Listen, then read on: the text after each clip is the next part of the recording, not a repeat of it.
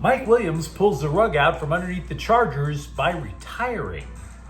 The best baseball team in the National League has been deemed a failure. And one news outlet is really bullish on USC basketball. Good morning. I'm James. And this is your daily dose of sports and snark for the greatest sports city in the world, Los Angeles. This is the Faithful Angelenos Morning Report.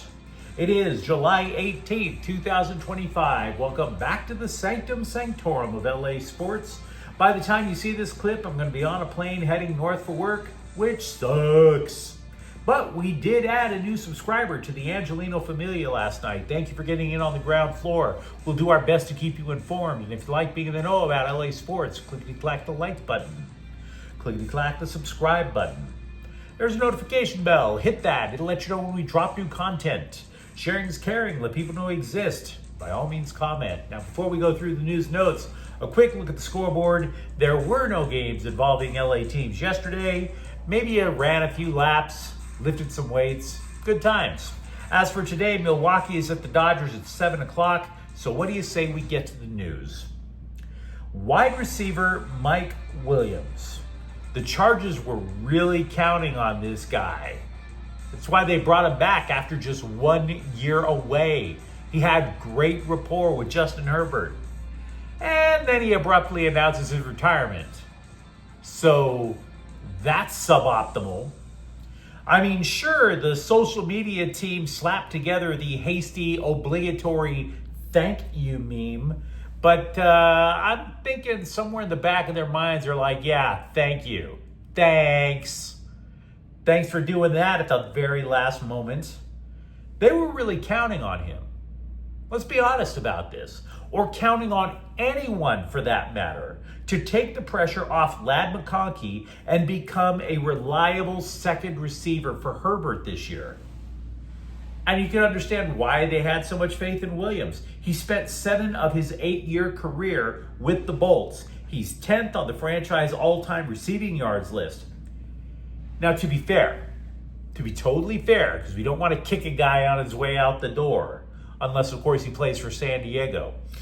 To be fair, Williams was dealing with an undisclosed injury, and he was just training off to the side. We do know that a couple of years ago, he had the anterior cruciate ligament in one of his knees repaired, but nobody said he was off to the side for a knee issue. Now, as a result, a few other shoes had to drop. The team just hustled to get Trey Harris signed, and he's in camp. But this is still an issue for the Bolts.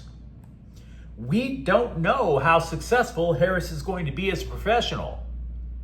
Because as a rookie, he slots in probably as a starter. You could make the argument that 2 rookies slot in as starters, and you have McConkey, a second-year player, as the third guy. Because let's be real, if it's not Harris, it's Quentin Johnston. And when you look at Quentin Johnston, you immediately look back at Trey Harris and say, please be a starter. Please be a starter. I think Johnston might be the odd man out if he can't beat Harris in training camp. Look, you'd have 2 outside wide receiver spots. Harris gets 1. He's not really a speed guy. You would want some speed at the other outside receiver spot. Johnston doesn't do that. He's kind of got an odd skill set. He would have to beat out Keandre Lambert-Smith, a 5th round draft pick. But all of that brings us back again to square one. The Chargers deepened their roster at a lot of positions. We can't deny that. But wide receiver for the moment looks every bit as chaotic as it did last season. Where did they improve? If you really think about it, you can guess it's Harris, but you don't know it's Harris. There's a big difference. And yes, when the fans who went to the practice at the Bolt heard about Williams' retirement, guess who they started chanting for?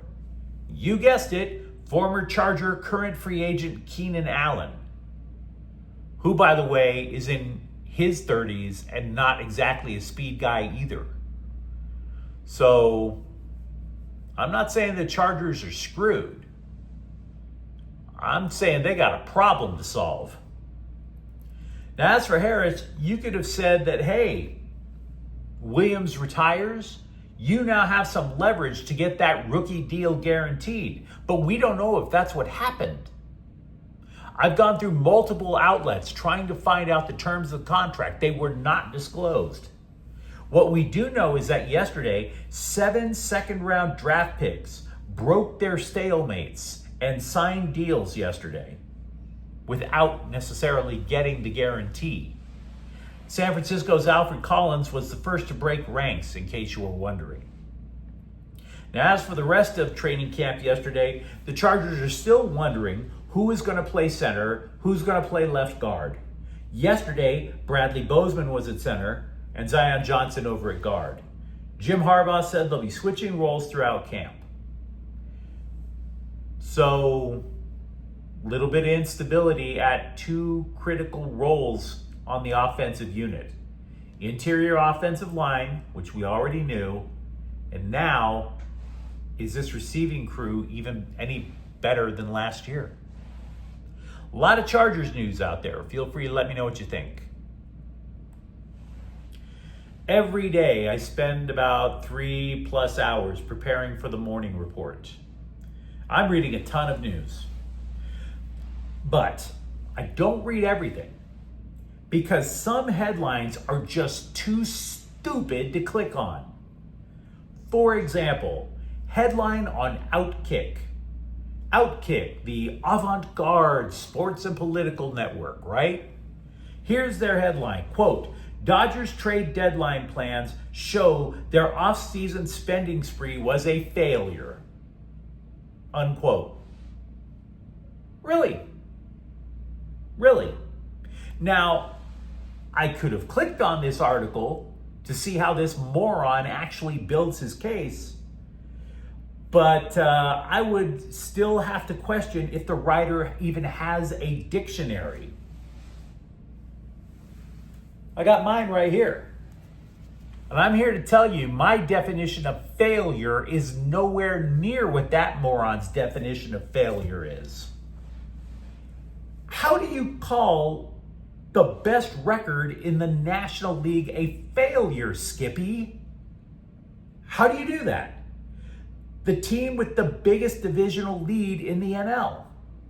Failure, he calls it. Now, there are no metrics that you could come up with that would describe what's going on as a failure.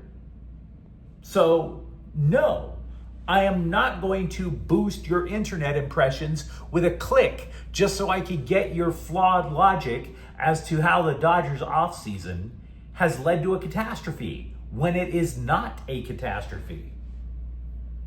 If it's such a failure, though, what do you say we agree for the moment? If it's such a failure, perhaps we could put this argument about salary caps in Major League Baseball to bed once and for all. After all, your words, Outkick, not mine. Spending freely must inevitably lead to failure.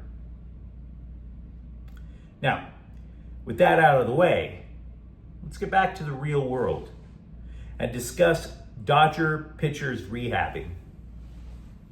Because one of the additions that they had during the offseason was Blake Snell, who pitched another simulated game in Arizona on Tuesday. The belief is that he's going to be back in the Dodgers rotation by the end of the month. Now, I think that's a little optimistic. I will grant you that. But adding a multiple-time Cy Young Award winner to your rotation, I don't think that qualifies as failure. Outkick. We are still getting detailed reviews on the Dodgers draft class. Grades, whatnot, who knows? They took 20 baseball players. Been saying this all along. We can't possibly know everything about everyone. That's insane. But I will say this, the word solid keeps popping up. We've spoken a little about the first two draft picks, but I want to add a little more of an interesting tidbit about pick 41, Charles Davalon. The reports say his bat clearly should have had him in the first round. If he can play center, so saith the scouts, this is a major steal for the Dodgers. And by the way, we've been talking about him before, about how he's basically a contact guy, rarely strikes out. Dodgers love that. They'll sit there and go, okay, all we got to do is change his bat angle, and all of a sudden he's going to just regain power. So, not to get ahead of our skis, but Davalon might look like the guy here. Now, after that, you are looking at tons of pitchers who throw smoke, that have to refine something, quote unquote, shape pitches, maybe get a third pitch. The Dodgers love prospects like that. They really love pitchers like that. And by the way, that goes along with something a scout told me years ago. It is easier to take a pitching prospect who just blazes guys at 95 and teach that guy a curveball than it is to take a control artist and teach him how to throw 95. Spoiler alert, you can't teach somebody who's just a breaking ball specialist how to crank it all the way up to the mid-90s. We can feel pretty solid in assessing UCLA basketball, don't you think? Yeah, they had one terrible year with Mick Cronin, but I think it's safe to say the Bruins are a lock for the tourney on a regular basis. It's a little more difficult, though, to assess USC because in each of the last two off seasons, they've had to completely rebuild the roster from scratch, right down to the foundation. Well, count CBSSports.com as a big believer in what Eric Musselman has done with USC in the offseason. In the hunt to reach the NCAA tournament is how they put it. Again, Musselman's had to rebuild everything right down from the bolts in the last 2 years. And that signals about as much stability as the crowd in a Demi Lovato concert. I get it. But if you're looking for people who will set a foundation for which to build on, you would want somebody like Chad Baker-Mazara, a transfer from a Final Four team last year, Auburn. You would want somebody like Rodney Rice of Maryland. So, two players to give you that rock-solid foundation. From there, though, you have to wish cast a little bit.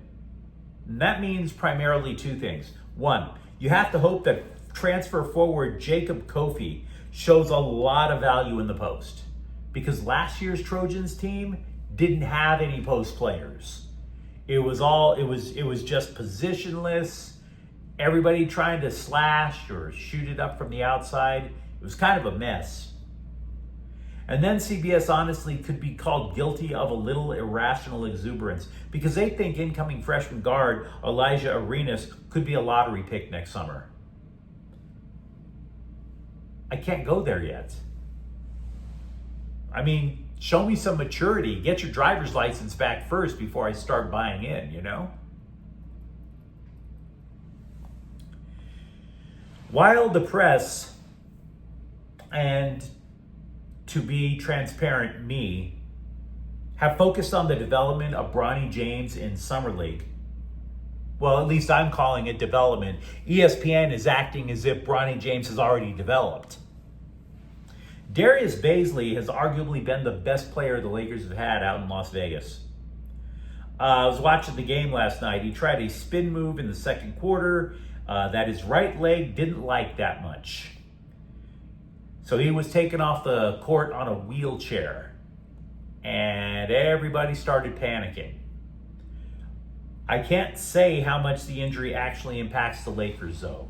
A lot of people started to believe in this guy, but they do have 13 roster spots pretty much set. All I can tell you about Baisley until we get more information, and I've been pulling apart as many sources as I can't tell you. He's a former first-round pick who is trying to revive his career after 2 years in China. So, if you're a Laker fan, as am I, fingers crossed. But you let me know what you think in the comments thread. Talk to me, for example, about Mike Williams and the impact positive or negative this is going to have on the Chargers.